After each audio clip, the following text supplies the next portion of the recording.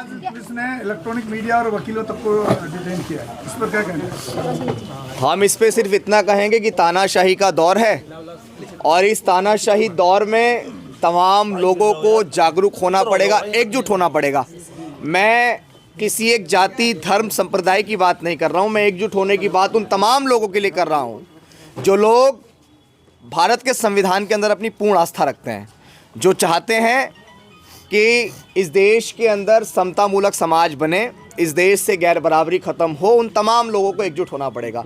और ये बड़ी विडंबना की बात है कि भारत के संविधान के अंतर्गत लोकतंत्र का चौथा स्तंभ जिसे हम मीडिया बोलते हैं, आज उस मीडिया को भी हमारे देश के माननीय गृह मंत्री साहब अमित शाह जी, उनकी पुलिस के द्वारा अरेस्ट किया गया। मुझे लगता है कि लोकतंत्र की इससे बड़ी हत्या तो कोई नहीं हो सकती। अभिषेक भाई, सर मेरे साथ बदतमीजी भी हुई है। ऋतु के मामले में ना कोर्ट से न्याय मिल रहा है, ना प्रदर्शन से मिल रहा है, एजिटेशन से भी नहीं मिल रहा है। कितनी बार वो मार्च कर चुकी हैं, कितनी बार एजिटेशन रात रात पड़ी है और आज लगभग कितना बहुत 100 5.5 महीने के करीब हो गया। देखिए मैं बताता हूँ, इसमें हम लोगों ने सड़क पे उतर के देखा, हम लोगों ने हमेशा आंदोलनरत होकर देखा। फूले, शाहू, पेरियार, ललई, अंबेडकर, मान्यवर कांशीराम साहब, उनके बाद तमाम बहुजन समाज के नेताओं ने आंदोलन किए और उनका कारवां निरंतर चल भी रहा है। लेकिन जब आज हम एक बड़ी चूक देखते हैं, वो चूक ये है कि आज दिल्ली के अंदर कितना बड़ा प्रकरण हुआ। भाई तमाम लोग एनालाइज करके देखो कि पूरी दिल्ली के अंदर देश भर से लोग आए। जैसे यहाँ भी बिहार से लोग हैं, मध्य प्रदेश से लोग हैं, छत्तीसगढ़ से लोग हैं, तेलंगाना से लोग हैं, फिर उत्तर प्रदेश के तमाम और जनपदों से लोग यहाँ इकट्ठे हुए हैं। लेकिन दिल्ली के अंदर एक ताकत इकट्ठी नहीं होने दी गई। ये भी हमारी एक बड़ी जीत है कि आज जो चिंगारी दिल्ली यूनिवर्सिटी के 8 फैकल्टी गेट नंबर 4 से उठी, वो चिंगारी इस नरेला थाने में है, वो चिंगारी किसी और थाने में है, वो चिंगारी पूरी दिल्ली के अंदर है। और अमित शाह जी की पुलिस का दिमाग खराब हो चुका है कि इतने सारे लोगों को कहाँ कहाँ रखा जाए। और ये भी हमारे अपने लोग हैं, भाई हैं, ये भी नौकरी कर रहे हैं, ये अपने आकाओं का हुक्म मान रहे हैं। और मैं यहाँ पे आपको एक बड़ी बात कहना चाहता हूँ कि अगर ये हाल हो रहा है ना भाई, तो ये हाल हमारे समाज के पॉलिटिकल लीडर्स की वजह से हो रहा है। क्योंकि हमारे समाज के पॉलिटिकल लीडर्स अब भी गूंगे बहरे बने हुए अपनी कोठियों में, अपने महलों में, अपने काफिलों में मस्त हैं। ये समाज आज दुख हो रहा है, तकलीफ़ हो रही है कि आज वाकई ये समाज अनाथ हो चुका है, क्योंकि इस समाज का कोई भी रहनुमा नज़र नहीं आ रहा है। इतना बड़ा प्रकरण हो गया, किसी एक नेता का एक ट्वीट नहीं आया भाई। सड़क पे आना तो छोड़ दीजिए, एक ट्वीट तक नहीं कर रहे नेता। और 2024 का इलेक्शन बहुत नज़दीक है, उसके बाद हमारा क्या हश्र होगा? क्या हमारी जान की गारंटी देने वाला कोई है? आज हमने देखा, ये बड़ी विडंबना की बात है कि थानों के ऊपर एक अलग किसी धर्म के झंडे लगे हुए थे। ये भारत धर्मनिरपेक्ष रह गया है क्या? क्या भारत के संविधान के अंदर जो धर्मनिरपेक्षता है, जिसके ये मायने हैं कि सरकारी क्वार्टर के अंदर किसी भी एक धर्म, किसी भी एक जाति, किसी भी एक संप्रदाय का ना कोई झंडा होगा और ना वो कोई नारा होगा। लेकिन आज सवाल यही है कि बाबा साहब ने मेहनत करके और बहुजन महापुरुषों ने मेहनत करके हम लोगों को अधिकार दिए हैं, बहुजन समाज को। आज बहुजन समाज बचा पाएगा अधिकार के? देखिए, ये बड़ा सवाल है। बहुजन समाज तो अधिकारों को बचाने के लिए सड़क पे है भाई। जो लोग ये कहते हैं कि समाज जाग जाए, समाज जाग जाए, समाज जाग जाए, समाज को कितना जगाओगे? समाज तो जाग चुका है। जमीनी स्तर पे डॉक्टर अंबेडकर की मूवमेंट को घर घर में बच्चा बच्चा जान चुका है।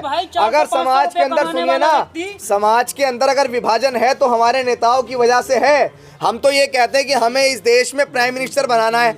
अरे जब बटन एक होगा जब तो प्राइम मिनिस्टर बनाओगे। भाई सॉल्यूशन क्या है? काशीराम जी की जो 40 से 50 साल की जो मेहनत है, कहीं ना कहीं वो आज नीचे गिरती दिख रही है। सॉल्यूशन है सामाजिक परिवर्तन। सॉल्यूशन क्या है इसका? रीस्टार्ट करना पड़ेगा। मैं कह रहा हूँ रीस्टार्ट करना पड़ेगा। अभिषेक भाई, आम जनता को समझ में आ गई है, आम जनता सड़कों पे है, नेता चुप हैं, समाज के चुने हुए नेता। मैं तो ये कहता हूँ कि आम जनता को तमाम आंदोलन छोड़ के अपने नेताओं को घेरना शुरू करना पड़ेगा। और अगर नेताओं को नहीं घेरा,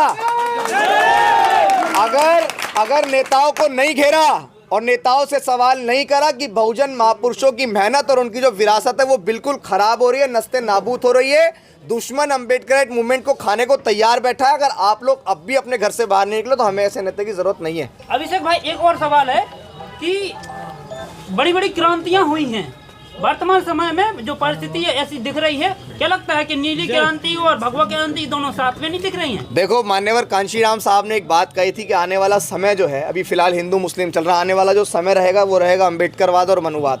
और आज आप देख सकते हैं कि तमाम लोगों को इन्होंने डरा धमका के इनके मुंह बंद कर दिए, लेकिन एक विचारधारा है जो विचारधारा न कभी डरी है, जो विचारधारा न कभी पीछे हटी है, जो विचारधारा स्थापित जरूर होगी। मैं हमेशा कहता हूं कि राह के दरिया का किनारा भी कभी आएगा, वक्त आपका है तो हमारा भी कभी आएगा। आगे की रणनीति क्या होगी अब, खासतौर से रितु के साथ जो अन्याय हुआ है, जस्टिस हो रहा है, इसको क्योंकि बहुत बार कर चुके हैं लेकिन कुछ रिजल्ट नहीं दिख रहा है। देखिए, क्या रणनीति होगी? जब आपको मैं एक किस्सा याद दिलाता हूँ, पीछे का इतिहास। आप भीमा कोरेगांव के इतिहास को तमाम लोग जानते हैं। जब हमारे लोगों के गले में हांडी और पीछे झाड़ू हुआ करती थी, और जब सब्र का बांध बिल्कुल टूट गया तो एक चीज़ रह गई थी। मैं क्या कहूँ, इशारों में तमाम लोगों को समझ आएगा कि हमारा इतिहास क्या है। 500 मारों ने जब भारत का संविधान, जो भारत का संविधान हमें आज़ादी देता है, जो भारत का संविधान हमें फ्रीडम ऑफ स्पीच की आज़ादी देता है, जिस भारत के संविधान की वजह से हमारे समाज के लोग IAS, IPS, PCS, जज, डॉक्टर, बैरिस्टर, कलेक्टर बन पा रहे हैं, जिस संविधान की वजह से आज हम लोग DM, SDM, CM, PM की कुर्सी तक पहुंचने के दावेदार बन चुके हैं। अगर वो संविधान ही नहीं बचेगा तो उस संविधान को बचाने के लिए तलवार भी उठानी पड़ेगी, तो नहीं चूक करेंगे।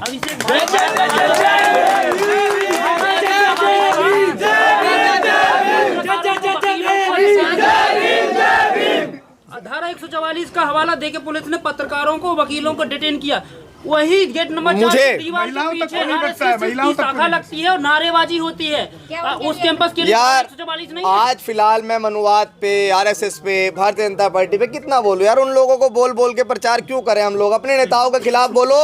एक बात कह रहा हूं, अपने नेताओं के खिलाफ बोलो। एक आंदोलन चलाओ, नेताओं को एकजुट करने का आंदोलन। दूसरे किसी आंदोलन की आपको आवश्यकता नहीं पड़ेगी।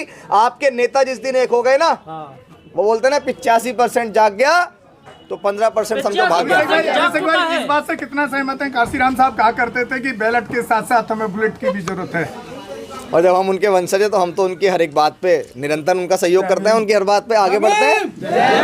और देखो, मैंने हमेशा कहा इस देश में हमारी संख्या ज़्यादा है भाई। कॉन्स्टिट्यूशन और लोगों ने पढ़ा है, लेकिन वो भारत का संविधान हमारे बाप डॉक्टर अंबेडकर ने लिखा है। अगर उस संविधान को हम फॉलो नहीं करेंगे तो दूसरा कैसे करेगा? इसीलिए उस संविधान के दायरे में है, वरना हमारी बहन का जिसने अपमान किया ना भाई, घर में घुस के मारते। सम्मान इसलिए है कि हम लोग भारत के संविधान के अंतर्गत हैं, और वो जब तक संविधान है इस देश में, उसने हमारे हाथ बांध रखे। और हम लोग हाथ जोड़ के तमाम लोगों से, शासन सत्ता के लोगों से ये निवेदन कर रहे हैं कि मजबूर ना करो कि ये हाथ जो जुड़े हैं ये खुल ना जाए। जिस दिन ये हाथ खुल गए ना, याद रखना।